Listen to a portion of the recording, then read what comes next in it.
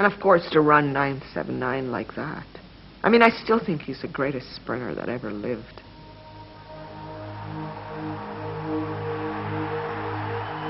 It's feel like your old mind, your old body was in space, or it was in like in the middle of the ocean with no traffic, with no noise. Everything was calm and quiet as it can be.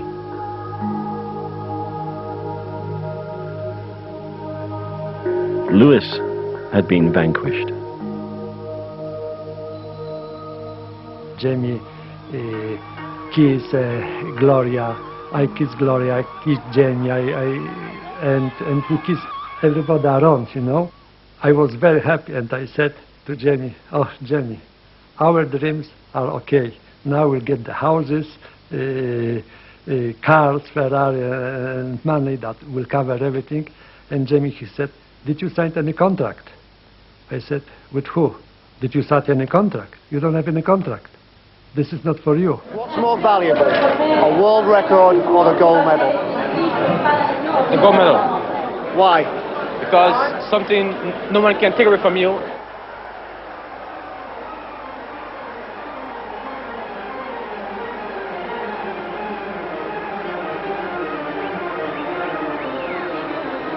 The 3 fastest humans in the world. Les médailles seront remises par son excellence.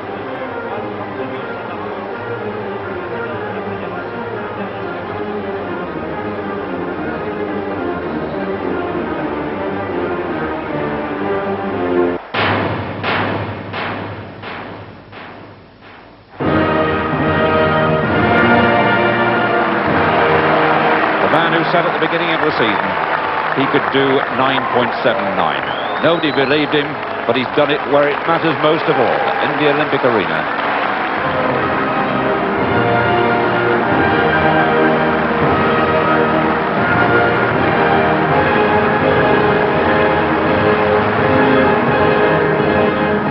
A great moment of triumph for the winner, Ben Johnson, which proved all his critics wrong to become the fastest man on earth.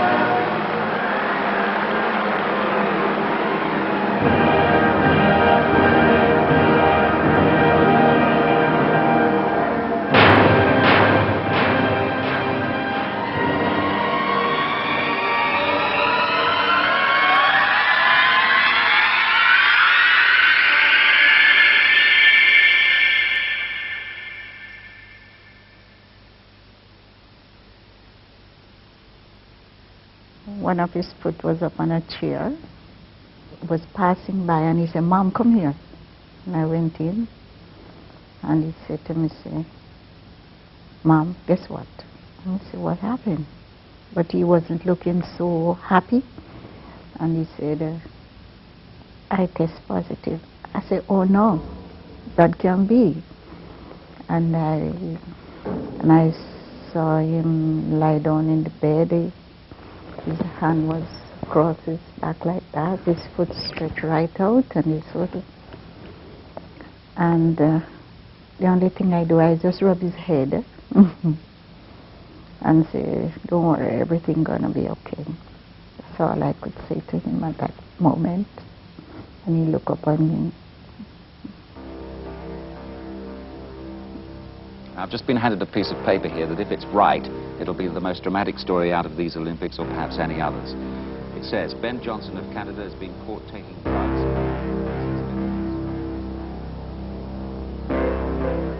I think it was like 5 or 6 in the morning. And so I went to Ben's room, which at that time was in a hotel in Seoul. I think the number was 2718. It was way up on the hinterlands of the hotel. Ben was very cooperative. He didn't say anything. He gave the medal back.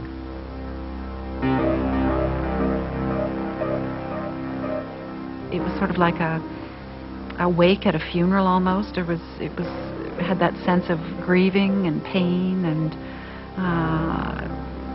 disappointment and probably some anger. And I would suggest still some denial and disbelief at what had really happened. Recommend the following sanction: disqualification of this competitor from the Games of the 24th Olympiad in Seoul. Sources close to Johnson, as they say, tell us he's been taken to Kimpo Airport at Seoul for a flight out. Apparently police and the military sealed off the 17th floor of the Hilton Hotel where Johnson is staying.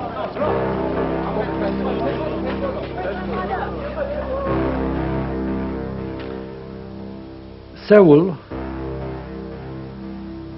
ruined Ben's life.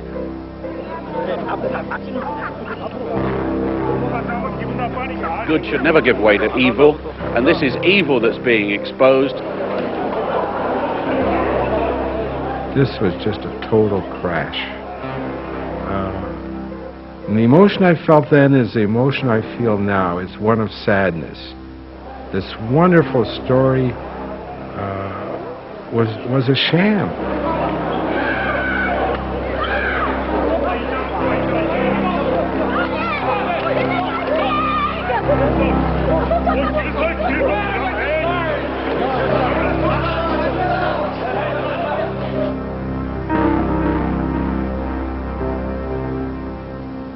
It's as if nobody will forgive him.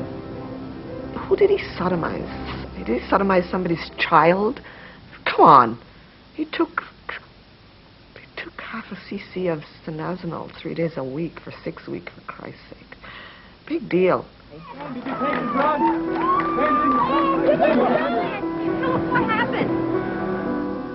On Johnson's return to Canada, he found a country unsure of their hero. We're just trying to get behind Ben. We want him to know that not all Canadians are against him. We believe in him, and we believe he's #1. Dozens of school children came knocking on the doors and the windows. To them, Johnson is still a hero worth supporting. Okay, it is true. It is really, really true. It's the biggest disappointment anybody could ever imagine, that he'd do that to us. When he won, everybody was like, oh, great, wonderful. When he lost, he wasn't a Canadian anymore, but a Jamaican Canadian all of a sudden. And how could he do this to us? He didn't do anything to you. Do they really believe that athletes are out there running for the whole country? They're running for themselves.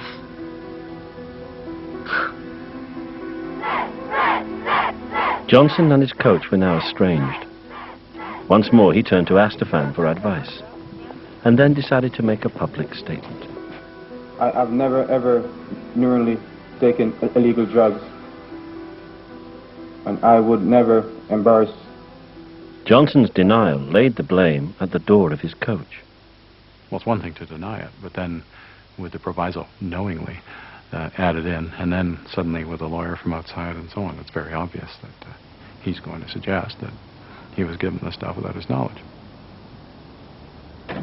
Whatever the doctor said to me, that's what I said to people. He said to me, don't speak to anybody, to find a lawyer. And they asked him on national TV, do you give him Ben Johnson anything? He said no.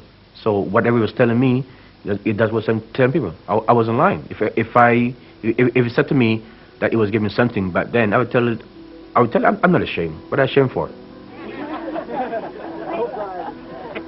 Canadians are a very forgiving people.